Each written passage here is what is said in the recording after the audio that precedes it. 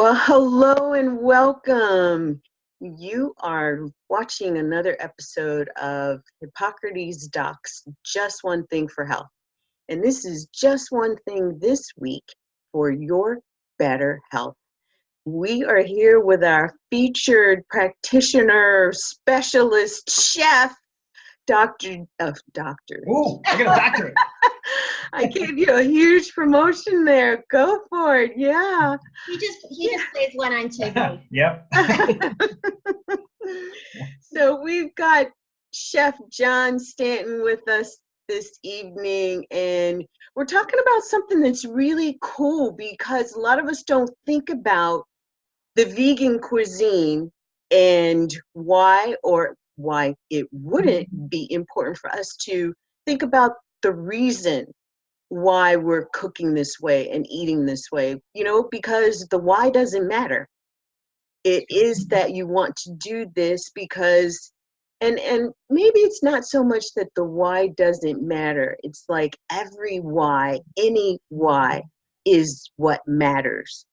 And you being here with us this evening is going to help us to bring that point into more clarity and to hear the chef's perspective on why a vegan diet, a vegan cuisine is so important for us to bring into our daily lives.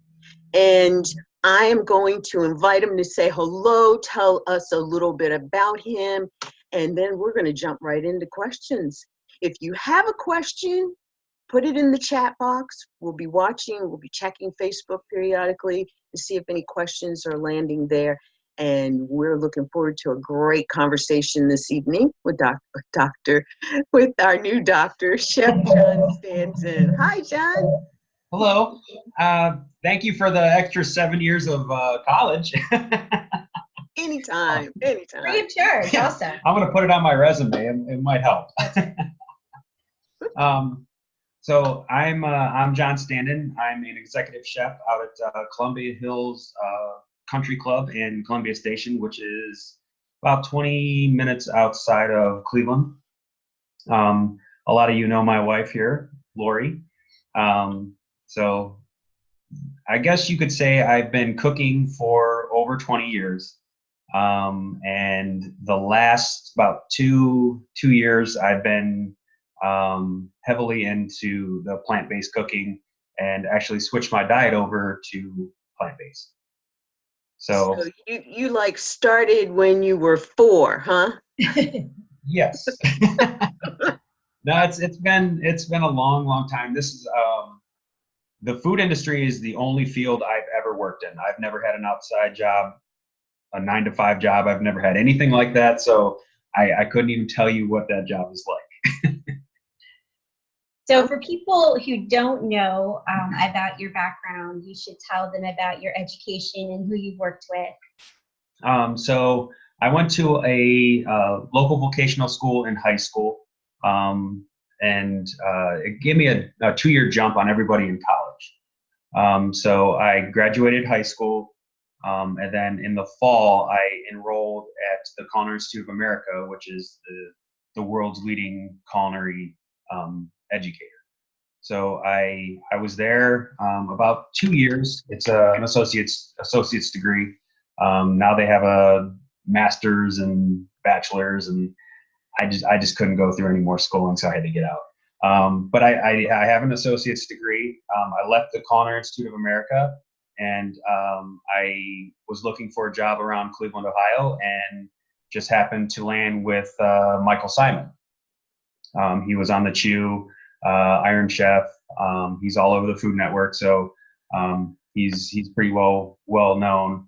He actually only had 2 restaurants when I was there. So now I don't even know how many restaurants and establishments. I know at one point he had over 600 people working for him. So he's kind of going the mainstream.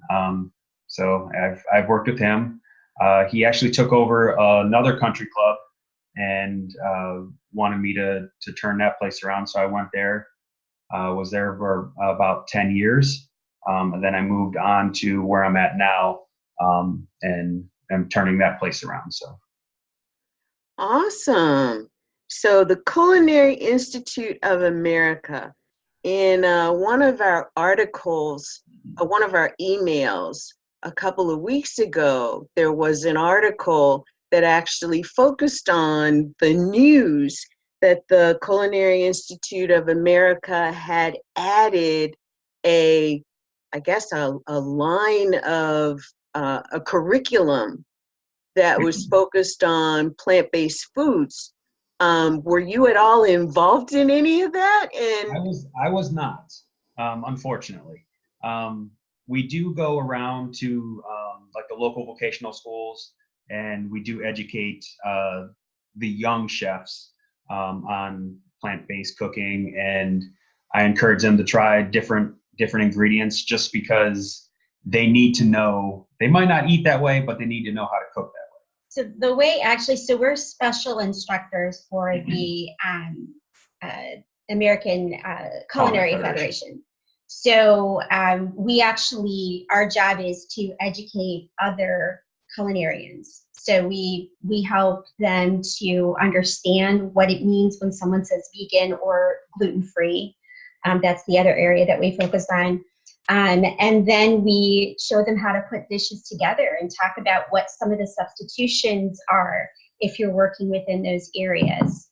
And the reason that we started doing that was just because, you know, John was seeing so much pushback, and he realized even before, so when he and I met, he just ate like the standard American diet. You can't even say it was standard American. It was like a fifth grader, to be honest. That's true.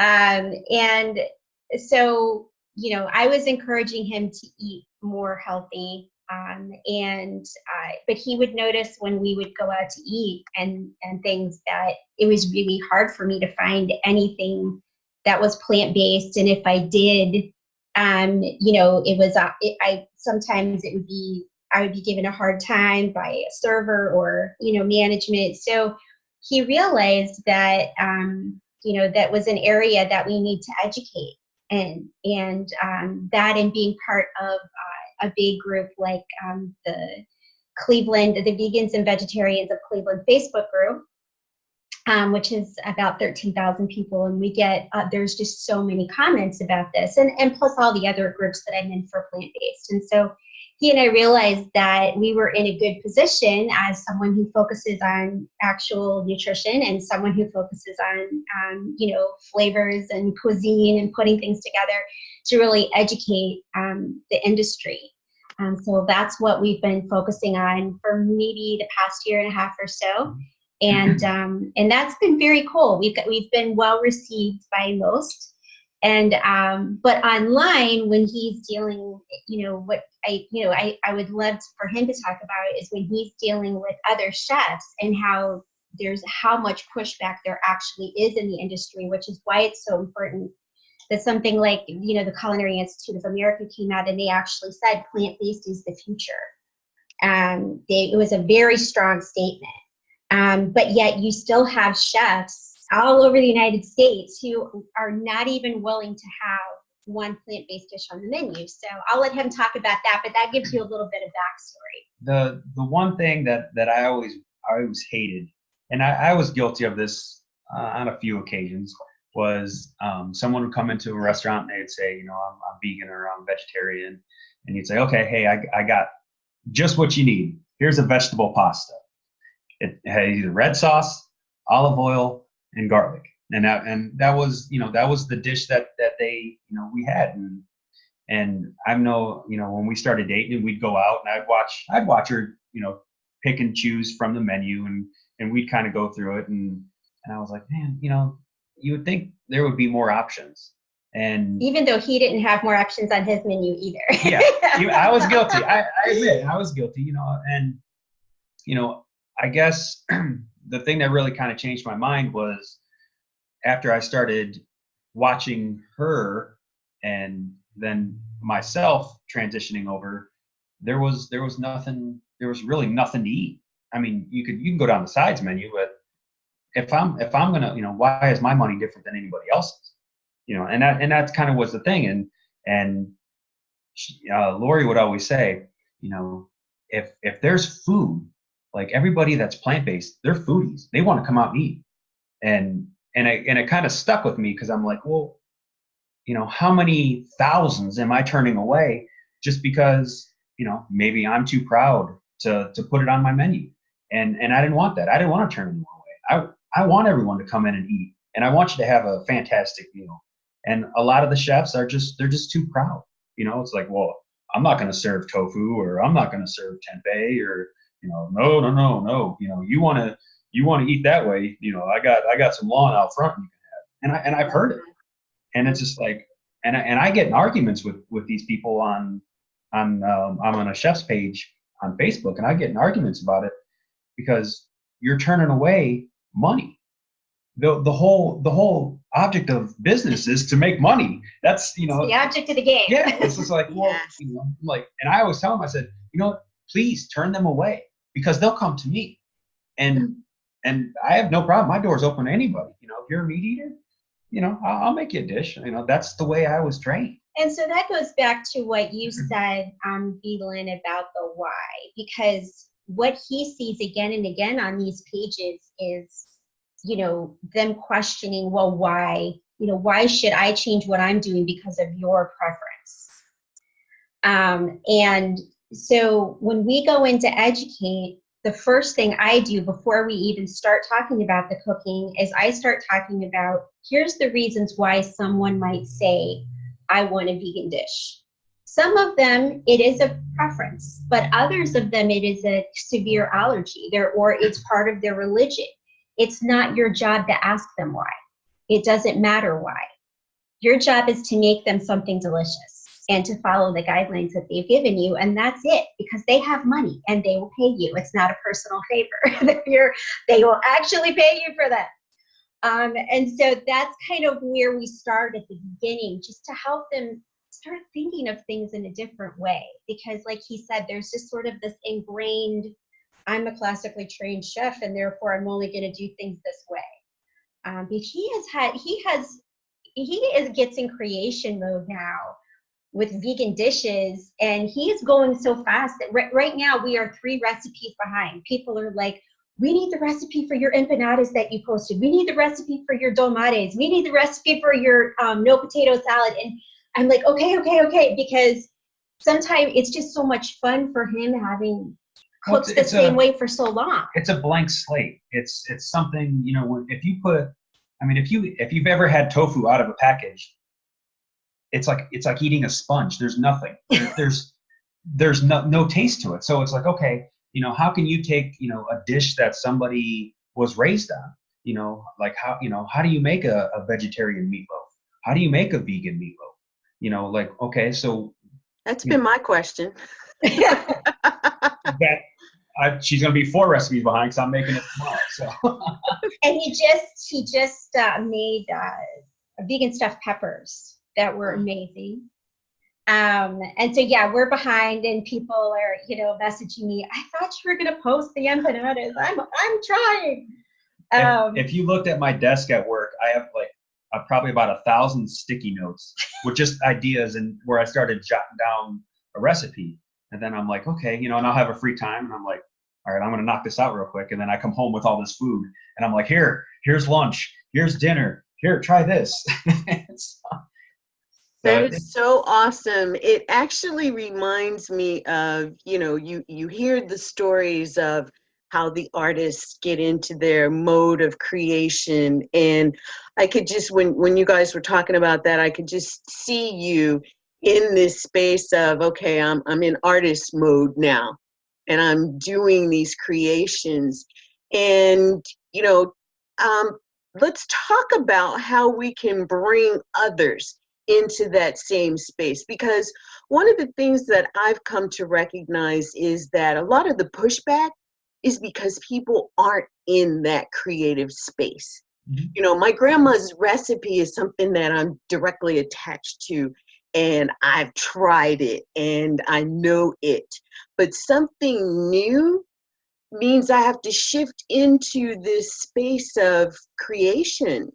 Even if it's somebody else's recipe and it's proven because of comments that say it's delicious, I tried it, you should try it too.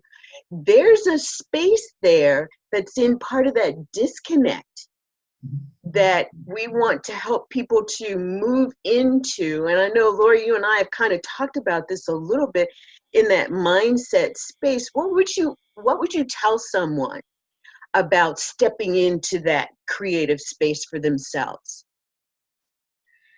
Ooh, let's see. I guess when you're looking at a recipe, any recipe, it could be, you know, a 100-year-old recipe, it could be, you know, something that I just jotted down on my desk. It is a guideline, is what it is. So you can change, you could make that recipe 100 times, and you could change one ingredient every time, and it's going to come out 100 different ways. So I guess the way you kind of got to look at it is, if you want to be creative, like, okay, well, you know, sometimes you might be craving something a little spicy. Okay, well, what do you take out of that recipe and add in that's going to give you that spice? Or maybe you're craving something sweet. So it's kind of a balance of where you want to be depending on the mood you're feeling. It's almost like painting. You know, you could paint the same picture 1,000 times, but, you know, maybe you want blue, maybe you want red. You know, it's kind of, it's hard for me to describe like how I go like creatively. I actually take and I work backwards. So what I'll do is I'll look at a plate, and I'll find a plate that I want, and I'll look at it and I'll say, okay, here's kind of my envision. I want this here, and I want this over here, and I want this. Okay, so I already made the dish, but I haven't made anything yet.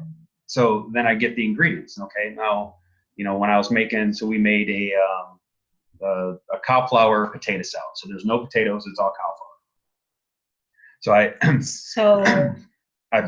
I pulled the head of cauliflower up. I said, okay, here's the start of it.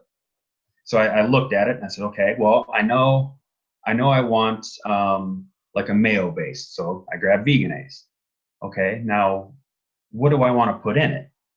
You know, do I want baked bacon? I'm like, no, I didn't want to really make it. So that's the other thing. Decide how much energy you have. Yeah, you know, and this is in between, you know, stuff coming in. So I'm like, okay, well, I know I want pickles, and I know I want celery, and I know I want onion, and what kind of spices I want, you know. But the cool thing was, like, so he was sort of inspired by something he saw on the internet for a potato salad that had egg. And so obviously we didn't want to put egg in it. So he put the kamananak in it, which is the black salt that has that sulfury egg taste.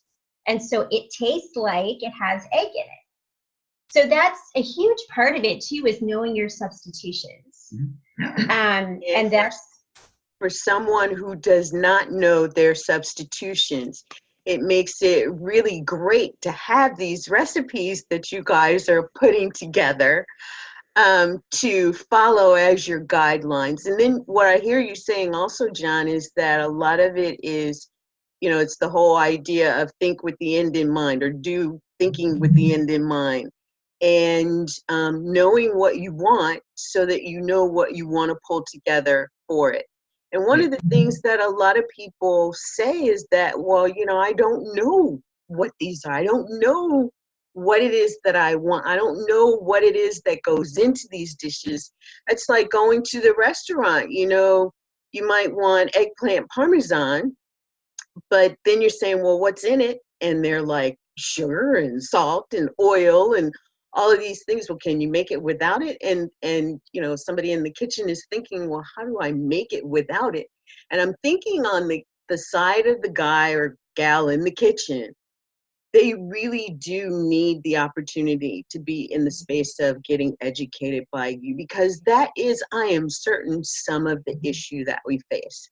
Yeah. You can't get that stuff because they don't know how to make it. They don't know how to make it and know that it tastes good. And I recently went to a restaurant where I asked if the veggie burger was gluten-free.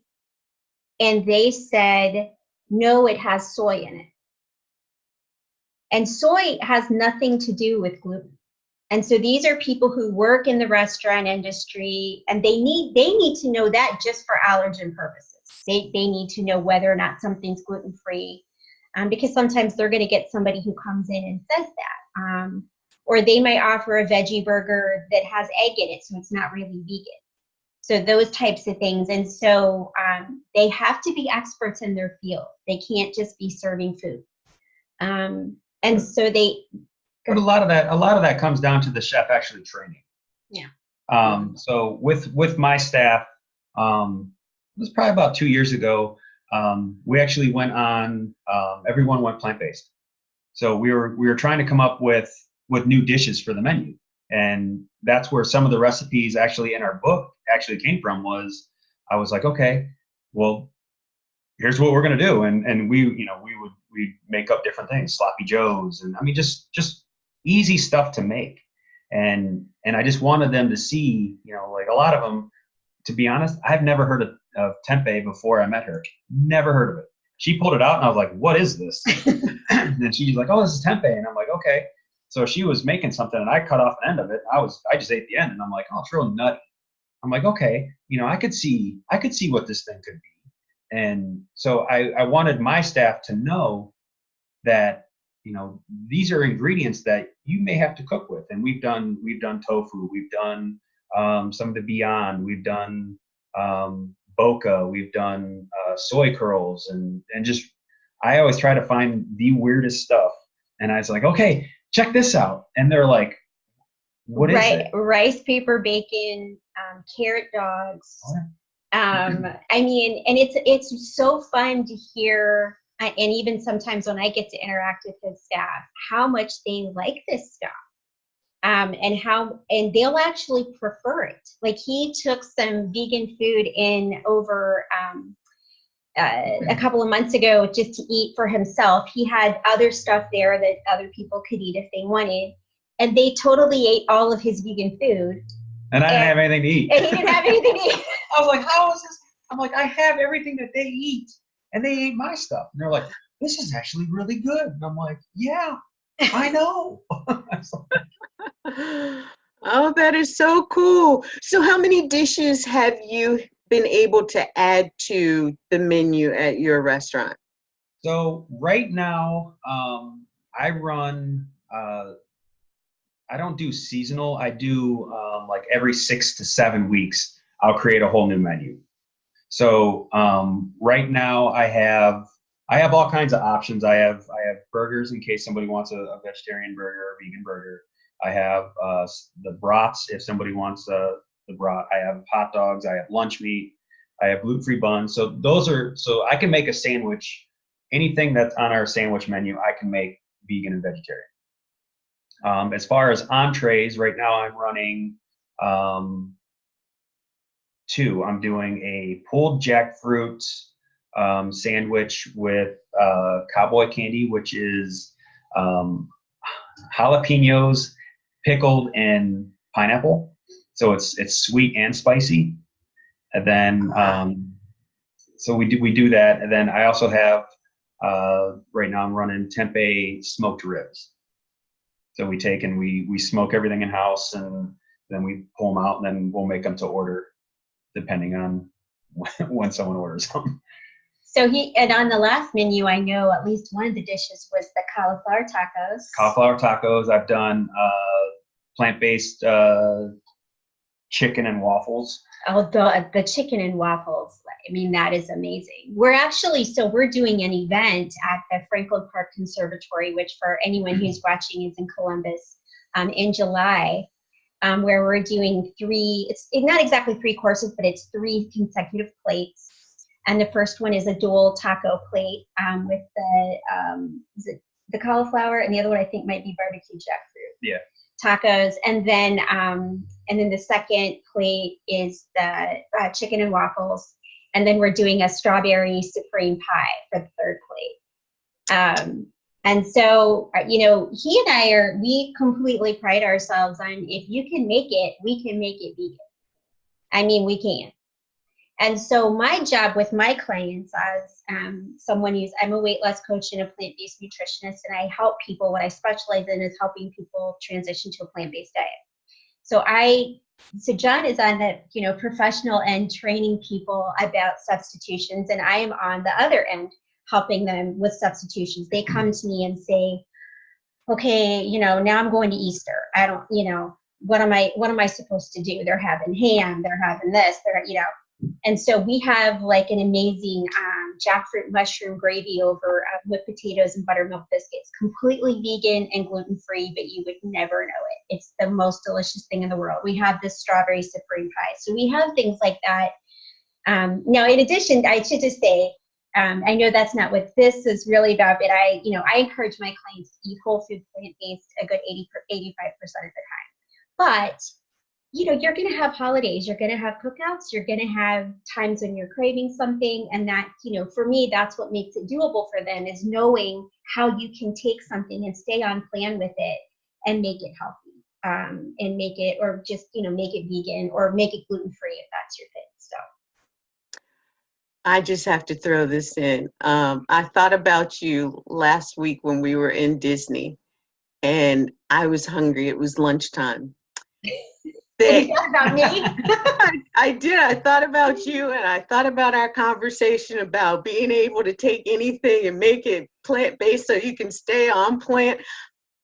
In Disney World, you can't do it. Okay, somebody just put out an article saying that Disney was the most vegan friendly place on earth. Is that not true?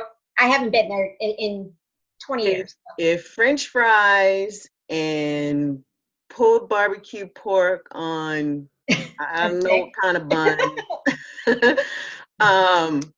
hot dogs, butter popcorn, I mean, yeah, no. Okay, good to know.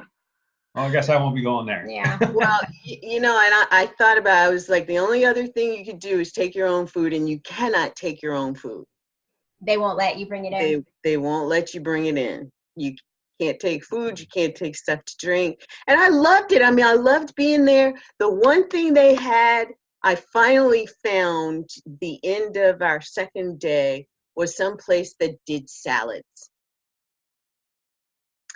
And I was like eating salad in the dark because I didn't find it until we were there where the fireworks and the light show was. And they turn off all the lights. I'm standing up eating my salad because I missed it so much. Because we spent, I want to say we spent a total of 3 full days at Disney. And the last day we did other stuff. So I was able to be midday and get a salad. But I was like, oh, this just is not going to work. But I guess it would help if you did know where the right food was before you got there. I didn't. So right. I'll take that. That's what I always do. I always, ahead of time, I will, investigate.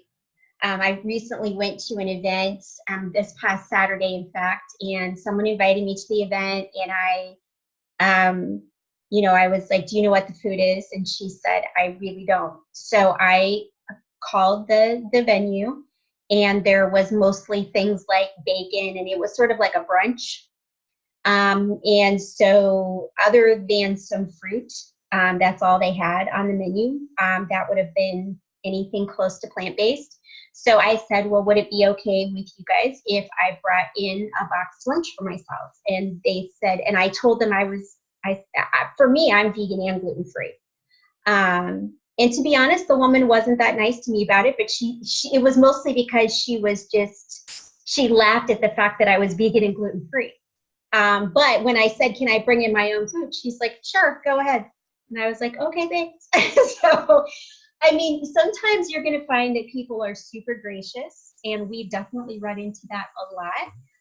And sometimes you're going to find that people are not that nice to you, and that's okay too. My main goal is to get the food that I need.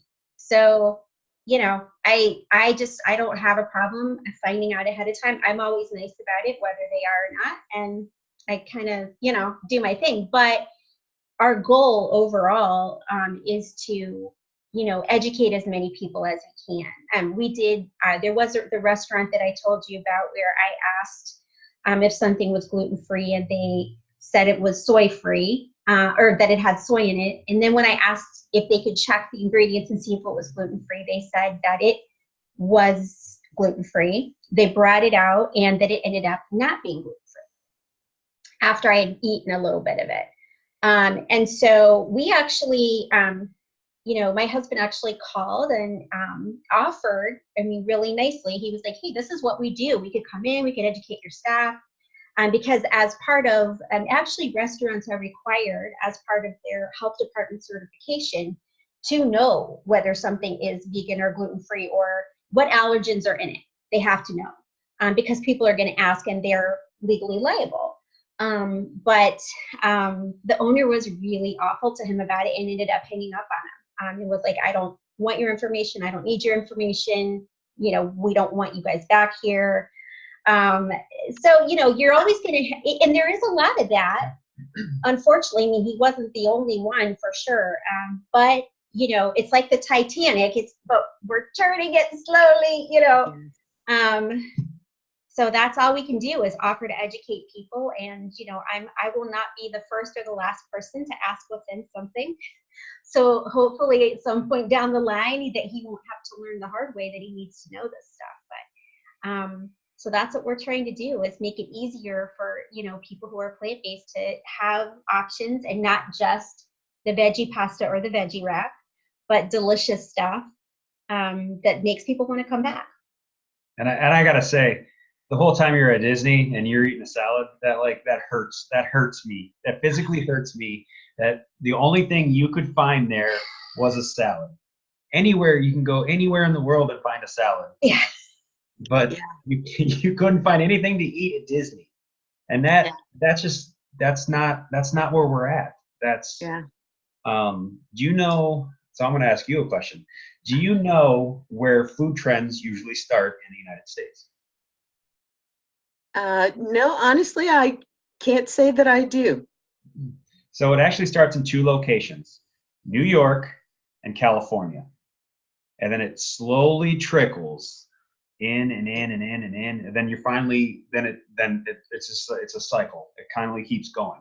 So that's where, so when you're out in California and you're out somewhere and they're like, oh, you can't get a straw. And you're like, oh, that's weird. Then you go to the East Coast and you're like, oh, here's a straw. Here's a handful of straws. And then you're like, oh, that's weird. On the other side. And then all of a sudden you go to New York again and they're like, well, there's no straws. You're like, oh, that's weird.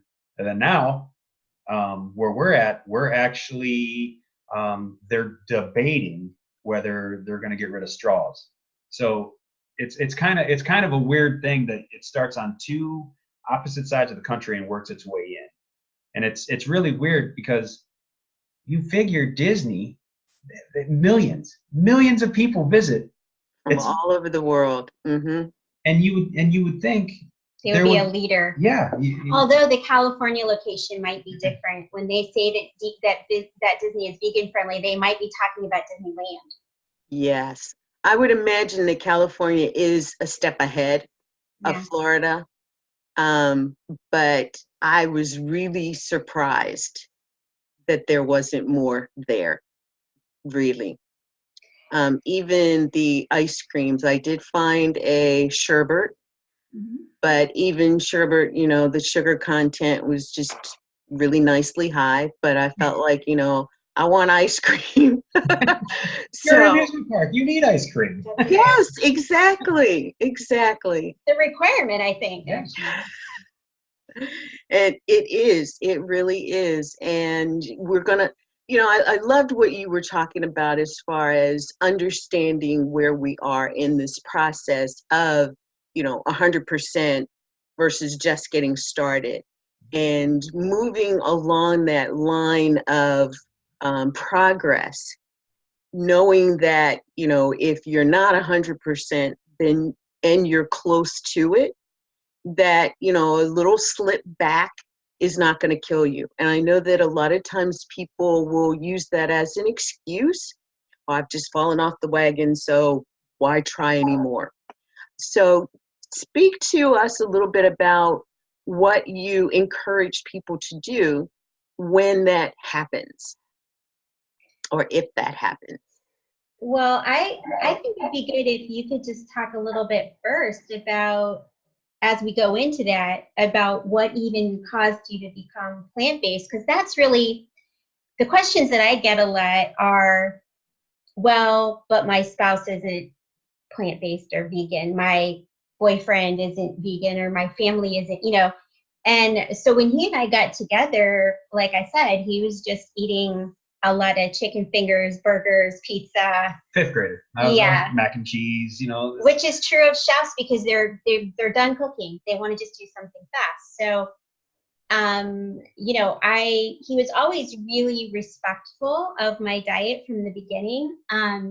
He was a little confused at the beginning. Like he would say, "Oh, I made you this wonderful butternut squash soup." But I only put a little bit of heavy cream in it. Yeah, I would taste it and I'd be like, is there heavy? Because I have like a radar now for heavy cream. I'm like, is there heavy cream in this? He's like, yeah, but just 1 cup. So, so it's like, there was definitely like a learning curve. Yeah, well, as in terms of what it really meant to be vegan. What does it really mean when somebody says they're vegan and it is no dairy? So he and I, that was something that, there was an education process there, but he was always really super respectful about it and would always try to make me things exactly the way that I wanted them. And, but, at the beginning, it was really us eating 2 separate meals most of the time. And so I just thought it'd be cool if you could talk about what started to change your mind over time. Well, so one of the things that really changed my mind, and I know this is going to sound completely crazy, was I was actually drinking way too much soda. So I would drink a case. Yeah, probably about a case a day. Just because, in the food industry, it's nonstop. It's 12 hours on a slow day of just being on your feet and constantly moving. And I needed something to kind of keep me going. So I just got into this bad habit. Well, I was having really bad knee pain, and I don't know how many times I text her and I'd be like, "Oh, my knees hurt so bad." Every day. I had a lot of compassion for him, but it was like to the point where if I get one more text today about his knees, I'm gonna lose it. Like it was all day, every day, and he was wearing knee braces and had special shoes and the whole thing. And I was like, I just can't, I don't know how I'm gonna continue to do this. I just, I love what I do, but standing on my feet for 12 hours, it wasn't gonna do it. So I told her, it was like January, and I said, you know what, I'm gonna cut my soda consumption in half. And she was like, that ain't gonna work. Ain't gonna work. Either you just cut it out. Just don't drink it anymore. And I was jonesing. I was just like, I was at work, and someone would open a can and it'd be like, can I just smell it? I just want to smell it. And I was like, it smells so good, and I'm drinking water, and then after a while, my knee pain went away, and I was like, well, that's weird. So, Lori would ask, how's your knees? I'm like, they feel pretty good, and I didn't have to wear my knee braces, every day. And then about a year into it, I wasn't wearing them at all, and I was like, well, I feel really, really good, but I'm just like, I'm not feeling like 100%. I was like, at least I can move. So that was a plus. So I think maybe at that point he started to trust that I knew what I was talking about, because I had talked to him about soda many, many times. And so, but it was his decision. So he was going to do what he was going to do. So, but I think after he did that, and he realized, wow, this huge problem in my life, this physical problem, was diet related. Yeah. Well, then, so going from there, so I was on medication for pre-high blood pressure, and I was like, I hated taking it. I'd feel almost comatose. Like I would take it and I'd be like, oh man, I'm so tired, and my blood pressure would be real low, and I'm like, I don't like it. I don't like taking this, and And I'm like, you know what? We started going to the gym. She actually, we had a gym membership for a couple of years, and she was like, you know what? You're coming to the gym with me. And I would walk on the treadmill. And I was a baseball player for 17 years. I played football, and I was always in shape, but I never stuck with it. And I was to me, I was getting pudgy, and I didn't like it. So, you know, I started working on And meanwhile, this is how competitive men are, ladies. So meanwhile, I had started running and was training for a half marathon. So I think in couples, what I always tell the women is when they start to see like their woman is moving along, they're like, wait a minute now. And they kind of want to catch up a little bit. So yeah, we would go to the gym and I would be like working out and running and stuff. He's like walking on the treadmill. Yeah, I'd be walking and I'm like, no, this is, I'd be like, I'm going to go work on my core.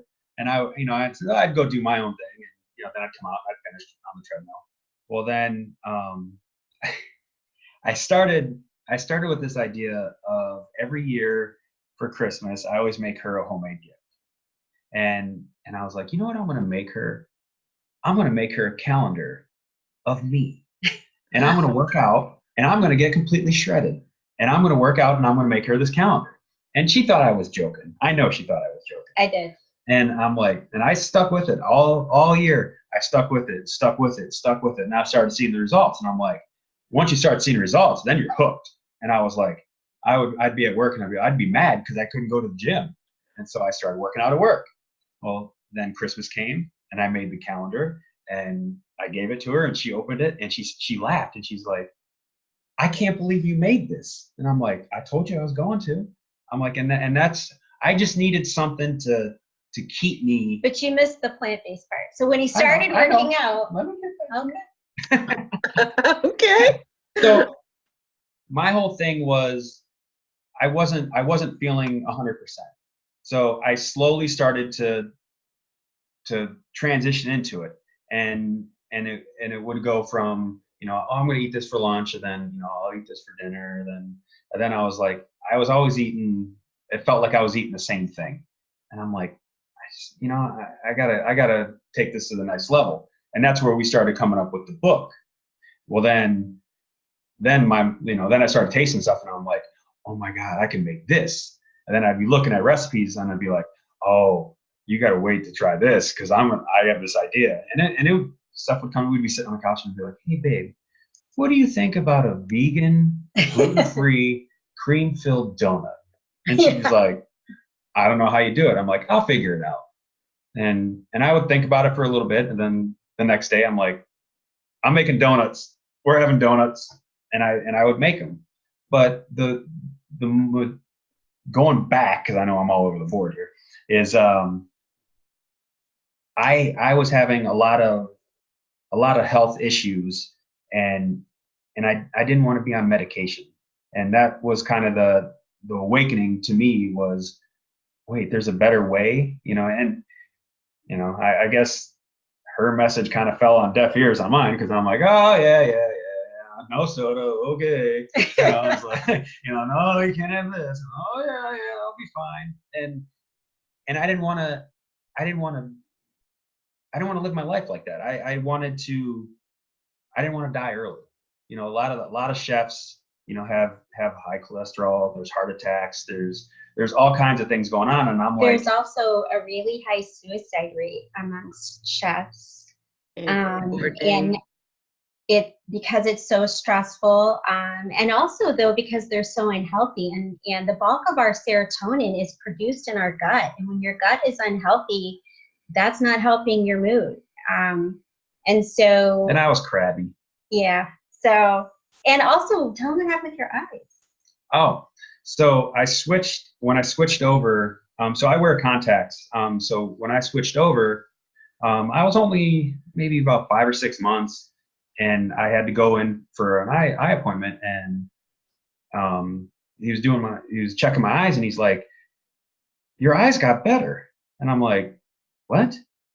I'm like, that's completely different than what, you know, every time I'm like, oh, we got to bump up your contacts, you know, so you can see. And I was like, oh, and he's like, we're actually going to decrease your contacts. And I'm like, this is crazy.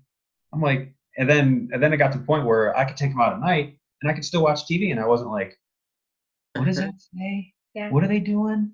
And so, I mean, there was so many more benefits that I didn't realize, other than, I'm like, oh, I guess I could make something out of tofu, but, I didn't realize that, switching my diet would give me more energy, would make my health better. I'm off medication. I didn't have to worry about, cholesterol, and I was like, and I told Lori a couple weeks ago, I said, I honestly think I was on track for a heart attack around 40, and I'm 37, and I'm like, if I would have never have changed, I would have been on pace for it, and I don't want that, I don't, I think a lot of people wear that as a badge of honor of, oh, had my first heart attack when I was 35, it's like, well. That is so weird. We were talking the other day, and it's still amazing to me the number of people that end up in the surgeon's office, and he says you have two alternatives. One, you go under the knife and there's no guarantee that you're going to come out of it, and you'll be on medication the rest of your life. Or two, you change your diet. And it is a drastic change, but you will have the benefit of, weight loss, getting healthy again, moving, and, all the things that living another 20, 30, 40 years. And people will elect to go under the knife. I cannot fathom that. And then, another point that you brought up real quick is that we are some of our best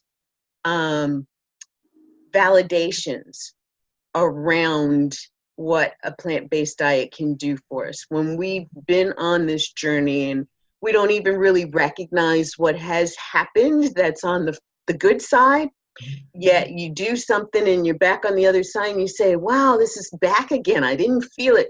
We are the perfect calibrators of our own stuff, and it's just about being mindful of it. And so I really appreciate you bringing that in, because that's a very important point. People will think, well, nothing's happening because they don't feel worse, but they don't really recognize that they feel better just yet. Yeah. And so we do want people to realize that those things will come to you. You want to be aware of it and stay open to recognizing it. So I think also people, when they don't see the immediate benefit, a lot of times it's just because they're dipping a toe in. They're not really embracing it fully. Because when people join my program, we go at it right away, and they start seeing benefits really quickly. And so it just depends, I think, too, on how fast you're able to transition, and for me, I'm always telling them, if you're able to, the quicker you're able to embrace this and the quicker you see the results, the more you're going to be motivated to keep going. So I will hold their hand through whatever process they need to go through, but I'm always encouraging them to make it, to do it right away, because that's when you're going to start seeing the benefits right off the bat. And there's just nothing better than feeling great and, realizing you don't need your glasses and you don't need your knee braces anymore. And, that's its own, that propels you forward. And I actually thought it was actually going to be harder, and it wasn't. I was like, because we were talking a couple of days ago, and I'm like, I really thought I'd miss meat, and I don't. It is weird how you don't miss it like you thought you would. I was like, oh, I think I'm gonna miss, I'm gonna miss this, and I'm gonna miss this, and I'm like, no, not really. I like the way I feel after I eat. I like that I have energy. I like that I don't have, medications I have to take, and then I'm like, he likes that he's getting shredded at the gym. Oh, I like that a lot. So does she. I like it. So yeah, it's kind of a like almost like, people are like, well, you'll never have a steak again. Okay. I thought to be honest, I thought and I cook, I cook that way at work, and I have, I'm cooking steaks and stuff like that. And I'm like, yeah, don't miss it. Smells good, but no, I'm gonna have, I'm like, I have an hour drive to work every day. So on my way to work, I'm planning what I'm having for lunch. So I'm like, okay, I'm like, most people are thinking about, what they have through the day. And I'm like, okay, so when I get to work, I'm going to have potatoes, and then I'm going to have this. Then I'm like, okay. And then I'm like, all right, well, what am I going to play with today if I have time? And I'm like, well, I have a case of tofu, so let's play with tofu. But to be honest, I don't know why I thought it was going to be that hard. Probably because I've eaten that way my entire life, and that's the way my parents ate. That's the way their parents ate. That's the way, if you go down and down and down the line, it's like ingrained in you. You eat meat and potatoes, and it's like, I'll eat potatoes, but I'm going to have my own source of protein. I think also for anyone who might be watching this now or later who's interested in the other part of it, which is that, once you adopt a plant-based diet, it does enable you to think about our agricultural system differently. When you are eating meat, you have this sort of cognitive dissonance about it. You have to look at it a certain way to enable yourself to eat that way. And so I think, when a few years ago we got potbelly pigs. So we have 2 pigs. They are house pigs. And we absolutely love them. But I know that when we first got our first pig, which is Piggy Smalls, the first night that we brought him home, he was squealing to just high heaven. And John had this look on his face like, what did I just agree to? Are you kidding me with this? It was a look of terror. Yeah, I was like, it's probably the look of, is someone around us going to call the police? Because when a pig squeals, it's a defense mechanism. He had just gotten here, he was worried, but it's so loud. But anyway, but as we have gotten to know them, and also I have taken him to some sanctuaries and things that he would not have done otherwise if he hadn't known me. So I don't know if you want to say a brief thing about that, if that has affected you at all, or how it's changed your thinking. I mean, that having having pigs in the house, or going to sanctuaries, like I mean, all that. There's a disconnect where if you go back in history, 150 years ago, when you had meat, you were the one that processed it, and and there's a huge disconnect because you can go down the supermarket aisle and you can see the cuts, and you're like, oh, these look great, because you don't have to put you have to think about it very much. On the butcher block. Mm-hmm. And I think that's a lot of the things is I love animals. When we went to the sanctuary and she's like, here, you got to hug this cow, and I'm like, huh? His face, he was like, I'm like, no, really, you actually have to hug the cow. Like, come over here and hug this cow. She's like, hug this cow, and I'm like, this thing weighs like a couple tons, and I'm like, if it gets up, I only weigh 180 pounds. It's gonna throw me around like a rag doll. I hugged this cow, and it was just so peaceful, and and it's funny because I'll actually lay on the floor with our pigs, and they're just, it's the energy that they give off is just, it's peaceful and calming, and they're probably not sleeping, but I'm out like a light. So I think like the biggest thing is the disconnect, to where you don't have to really put an animal with a cut, just like, oh, here it is for $1.99. I guess I can get this. Right. I read an article earlier today about the milk industry is reporting $1.5 billion less in sales in 2018 because of the lack of purchasing cow's milk, and the alternative milk from nuts. almonds and yeah. Yeah, So I yeah. know it's all, yeah. Alternative milk has reported an almost $2 billion rise in income, which we're starting to see the shift economically. And I'm really glad that that came up because, I'm still, I think I'm, well, no, I learned about the dangers of milk years ago, but that didn't necessarily preclude me from putting milk into like cornbread and, the biscuits. And I didn't eat cereal, I didn't drink milk, but, I didn't take milk in coffee and stuff like that, but you still use milk, which, is still really crazy. But then when you learn about how the dairy industry actually impacts us through what they do to the cows and the milk. And the environment. Yeah. And the environment, having that many cows in a farm. I mean, driving up and down the highway, if you ever passed a cow farm. We're in Ohio. It's one big cow farm. Yep. You knew. And the whole cow tipping and cow patties and all of the jokes around it, those are no jokes. That's some serious stuff. And, I can see how cattle farmers really made their income. But, everything changes. Everything changes. That's the cycle of life. Everything changes. And for us to not see that there is a need to change as it relates to milk and animal byproducts, our eggs and cheese and stuff like that, we're really missing the point. Right. And I think it's so clear that, we've gone through this cycle that we're going back to our origins.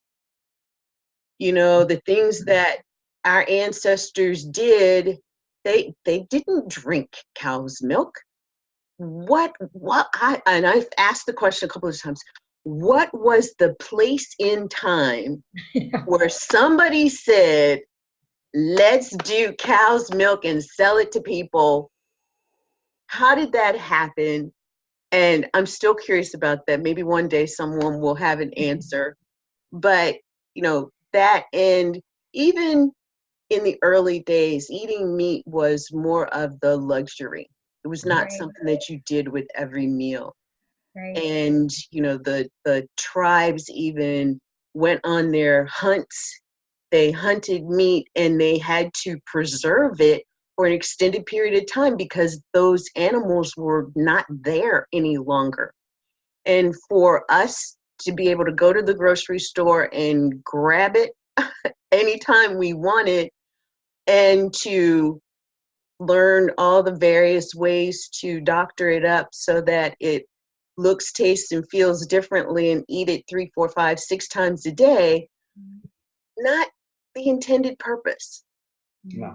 And so, when we're looking at going back, the circle of life and going back to our origins, I think it's really important for people to understand that the work that you are doing is so much for all of our benefit. And I'm just so grateful that you have ended up in this line of work and the way that you work together, supporting each other and training not just us and how we can progress in this new lifestyle, this new diet and lifestyle, but how people that are preparing our foods can learn how to do it in a way that supports all of us, including themselves. One of the things that we had a huge conversation about was the number of doctors who, in your case in particular, Lori, who are looking at people with these various ailments and don't once question, even when somebody comes and says, well, I did this and this helped, and it got me off of my medication, and they don't take the next step to research and find out more and say, yes. I mean, there are some doctors, we even have some of those doctors as part of Hippocrates docs, but the number of doctors that I am certain have had that happen and have chalked it up to, I don't know what, for anything from a miracle to just leave, and people like you with what you're doing. I want to see you write more books. I want to see you impacting more chefs and restaurants and the cooking schools. And we've even got a question here. And I wish I was still back in Ohio, because I would be jumping on this one. Can anyone come to the country club to eat, or do you have to be a member, Jon? So we are a member-based country club. So you do have to be a member to come in and utilize the facility and the golf course and the restaurant. They do offer a social membership, which is very, very cheap. It's actually what it would cost to go out for a good evening. So that's one way. We did have last 2 weeks ago, for 2 weeks we ran restaurant week. So we were open to the public for dinner, and we had a lot of people come in and try some different things, which I had some plant-based options as well. And also the club is open to the public for events. So if someone books an event there, you do not have to be a member. So I'm always telling people that for the big vegan and vegetarian groups that we have here in this area, because they're looking for a venue, but a lot of times they have a great venue, but no one to make the food that they need to make for their event. So I'm always promoting the club for that reason. But we got married there. It is a beautiful place. But yeah, so we do have a book with 67 recipes. It's called The Inner Strength Life. It's on Amazon. So you have to look it up under my name. So for some reason, if you look it up under the title, it doesn't come up. It just comes up under author name. So that's me. Well, there is a link on Jon's page as well. Oh, okay. And the link on Just One Thing for Health. So hopefully everyone is subscribed to Just One Thing for Health, so you can read all the see all the interviews and all of that great stuff that they have to offer. And if you are out there and you're interested in transitioning to a plant-based diet, either for health or weight loss, then I do have a program that I run for that, which has been really successful, that I just love working with people. So you can contact me for that. And we will also be at the Cleveland Veg Fest. For those who are watching who are local, there's about 10 to 15,000 people who come through there. It's an amazing event, great speakers, crazy awesome food, and we will be there. So that's on May 18th. Awesome, right around the corner. I know. Well, thank you both for being here this evening. So yes, you will have to make sure that you make an announcement on your Facebook page when the club is open again. Okay, I will do that. And let us know. We'll help broadcast that out as well. One of the things that we are doing is formulating the premier membership of Just One Thing for Health, so that we will have resources like this. Where can I go? Who's vegan and vegetarian friendly that I can patronize? Because, there's two things that we recognize. And one is that access to either the food or the information may be limited, and that's where we come in. We want to be that hub for access to information about the food and information about the movement. And then the second thing is being involved, having community to support you, having the practitioners like Lori and stories from Jon to help support you in knowing that we are making progress in this movement of a whole food, plant-based lifestyle, and something that Peter is newly coined whole plant-based lifestyle. And it reminded me of the question that I asked Lori. I was like, I'm still trying to get my head wrapped around what whole food is and plant-based. I said, I know plant-based, and a lot of the stuff that I'm thinking is whole food is plant-based. And she's like, yes. And so, Lori, do you take a moment and kind of go through that? Because I know that there's some people that are like, Glenn, you're just on the elementary side of things. But there are a lot of people like me and those new who are coming in who are really asking the question. So what is a whole food? What is a plant-based food? And how do they come together? So a whole food is just a food that is not in its processed state. So anything that is not processed is a whole food. So if you go into the produce aisle and you pick up an apple, that's a whole food. If you pick up a potato, that's a whole food. If you go and you get a container of rice, that rice is just the grains. So it hasn't been processed yet, and that is a whole food. If you get a bread made with whole grains, that's processed. So if you get an apple pie, that's processed. So whole food is just basically in its original form. Now, there are some people out there who will say a whole food plant-based diet. If there's a little bit of confusion right now, because people will say plant-based when they also include things like eggs or meat, because they'll say, well, an egg is a whole food. So plant-based is 100% plant. So if you say, when I talk to people and say I'm on a plant-based diet, or I'm teaching a plant-based diet, it's 100% plants. So I have, like in my program, for instance, I have a way to transition people from a whole foods plant-based diet to plant foods. So if they want to keep some meat in their diet at the beginning, they can. But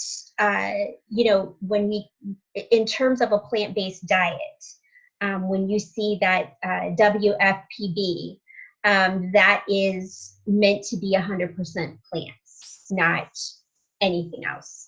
But a whole food is just basically something that's not processed. So I hope that was valuable information for some of you out there, and others of you that already knew that. Please spread the word, because that's part of what the movement is about.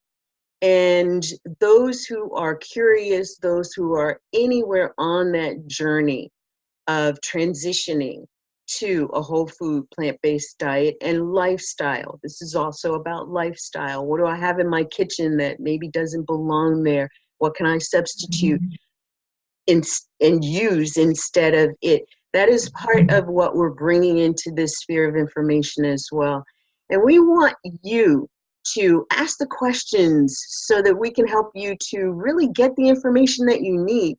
We have our own ideas about what we're bringing to you, but we want to make sure that we're serving you. We are here for you, the person who is on this journey, along with all of us, but those who need this kind of support. And I love Lori's program. What she's offering is very much in alignment with what it is that we are doing. We are figuring out right now other practitioners to bring into the fold and offer you the same type of programming that supports you. She's a nutritionist. We will have life coaches and physical coaches and spiritual coaches. We will have the support network for you. And if you are a doctor that is on a plant-based journey and you want to be a part of the Hippocrates docs, we'd love to have you. If you're a practitioner and you're looking to expand your network as well, join us. We have a process that we go through upon inviting someone in, and we have the forum for you to be out there to help us to move this message to the larger audience. So with that said, I want to thank our guests. I want to thank our audience that's here with us live. Thank you for your comments and questions. Thank you, Lori. Thank you, John. If there's anything that you want to leave with our audience tonight, what would that be? One thing to leave, that if you're still toying with the idea of going plant-based and you're not entirely sure, it will be the best decision you've ever made in your life. I honestly and truly believe that. If I had to do it all over again, I just wish I would have done it earlier, to be honest. Awesome. Me too. Absolutely. And you hear people say that over and over again. Anybody I know that's ever transitioned to a plant-based diet, that's the one thing they say is the only thing that I would do differently is I would have done it sooner. Awesome. Well, thank you for that. We'll leave our audience with that to ponder and to kind of bring into their spirit, because we really think that we are part of the ripple effect that is not only healing individuals and families, it's healing communities, it's healing our animals, it's healing our planet. And we're so grateful and blessed to be a part of this healing process. And we thank you for joining us, and we'll look forward to seeing you next time with Just One Thing for Health. So bye for now.